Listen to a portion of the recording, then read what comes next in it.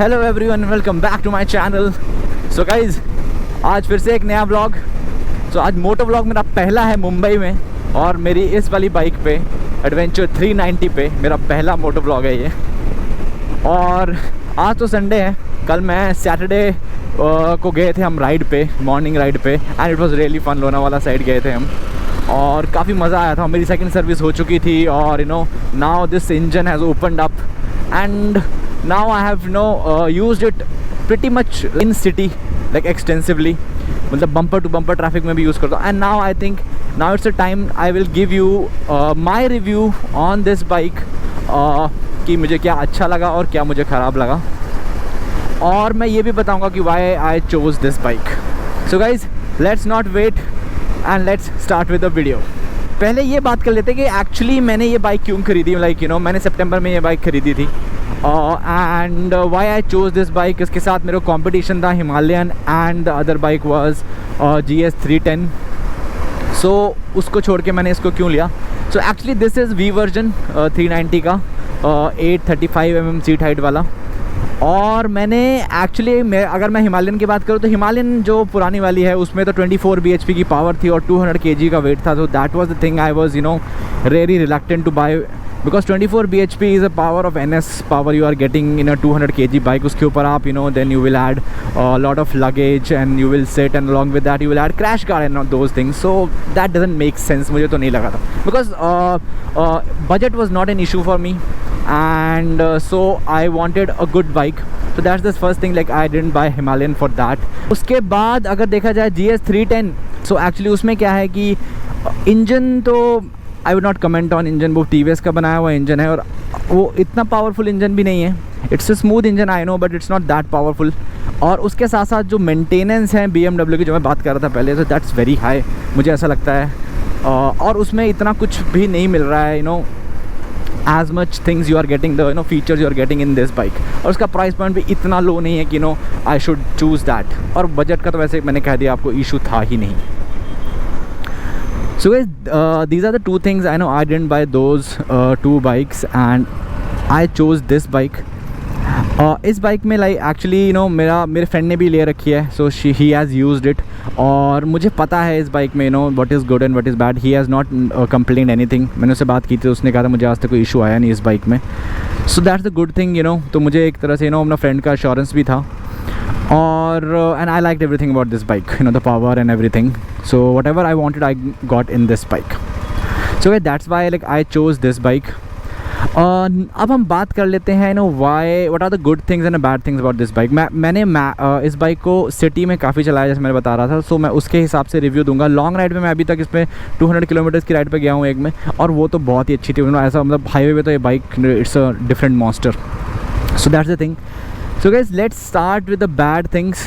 First thing which I would से is जो इसका रीबाउंड है, वो थोड़ा जो पीछे वाला सस्पेंशन है वो थोड़ा हार्डर साइड पे है, एंड जब आप पोथल में जाते हो थोड़ा सा आपको झटका ज़्यादा लगता है। मैं हल्का हूँ क्योंकि I am a 768 kg person. भारी बंदे के लिए I think it will be enough, I don't know, but जितना मुझे लगता है मैं 68 kg का बंदा हूँ, तो मेरे लिए तो ज़्यादा रिबाउंड लगता है छोटे छोटे उसमें। And I am going to change the suspension.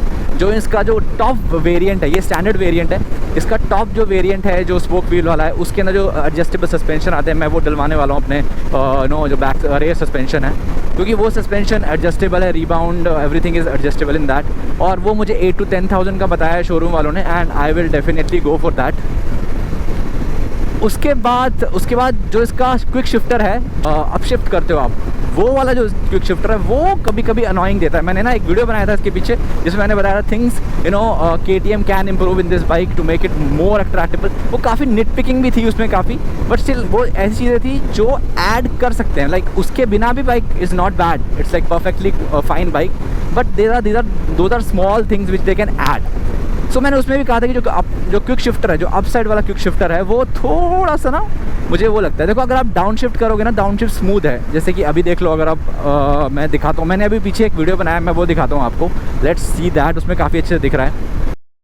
So guys, check this out. मैं अभी डाउन शिफ्ट करूँगा, पहले अप शिफ्ट करूँ। देखो, अप शिफ्ट आराम से हो गया, ये वाला अप शिफ्ट काफ़ी अच्छा हो गया था। डाउन शिफ्ट करूँगा मैं अभी थोड़ी देर में, and you will feel like down shift देखना काफ़ी अच्छे से हो जाता है। देखो अभी मैं सेकंड में चला गया हूँ और डाउन शिफ्ट आराम से हो गया विदाउट क्लच दबाए हुए।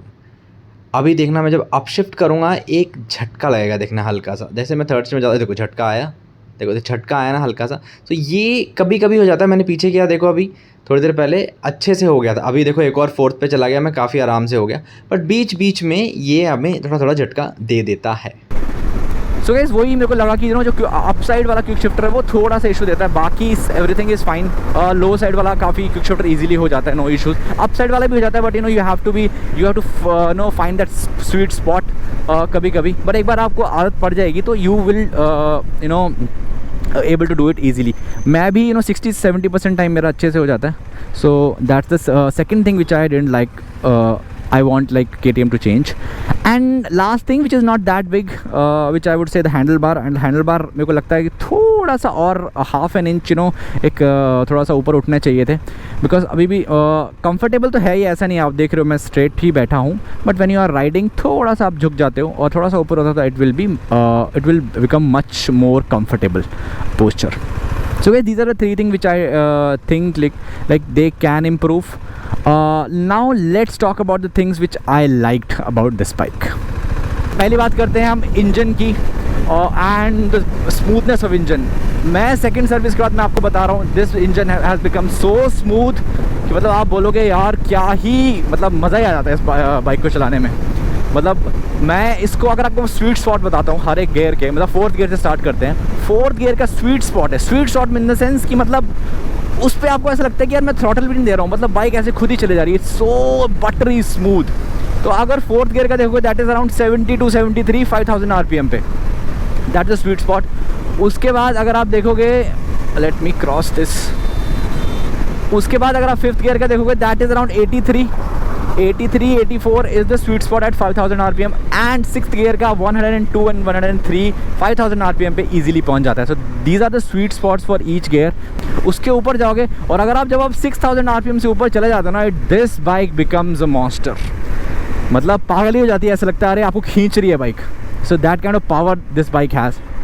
मैं इसको टॉप फोर्थ गियर पे 120 लेके गया हूँ, एंड ओवरऑल मैंने 130 लेके गया हूँ मैं इसको टॉप स्पीड, उसके ज़्यादा मुझे मौका ही नहीं मिला। So that's the kind of power this engine has, and with this kind of smoothness I would से this is such a brilliant thing you can get. उसके बाद बात कर लेते हैं हम द पोस्चर, जो आपको सिटिंग पोस्चर मिलता है इस बाइक में, that's a very good posture. मतलब वही मैं बोल रहा हूँ, थोड़ा सा हैंडल बार थोड़ा और risen then it would become really comfortable, but at this time also it's really good. ऐसा नहीं है कि मतलब वो कुछ ख़राब चल रहा है, ऐसा कुछ वो ख़राब नहीं है। ऐसा देखो सीटिंग, मेरा लेग देखोगे तो स्ट्रेट है, ऐसा कुछ नहीं है, मतलब काफ़ी अच्छे से कंफर्टेबल पोजीशन है। सीट कुछ लोगों को हार्ड लगती है पर मुझे हार्ड नहीं लगती, मतलब फॉर मी इट्स फाइन। ऐसा कुछ ऐसा लग नहीं रहा मुझे कि बहुत हार्ड है। स्टार्टिंग मुझे लगा था, बट जब से मैं यूज्ड टू हो गया हूँ तो आई थिंक अभी ये परफेक्ट है, इट्स नॉट दैट बैड। ये सेकंड थिंग हो गई है। उसके बाद अगर आप देखोगे द फीचर्स जो इस बाइक में आते हैं वो तो एकदम एड ऑन ही है, मतलब इट्स लाइक क्विक शिफ्टर जो है वो मेरे को पता है अपर वाला मैंने बताया थोड़ा क्लंकी है, but otherwise it's really good.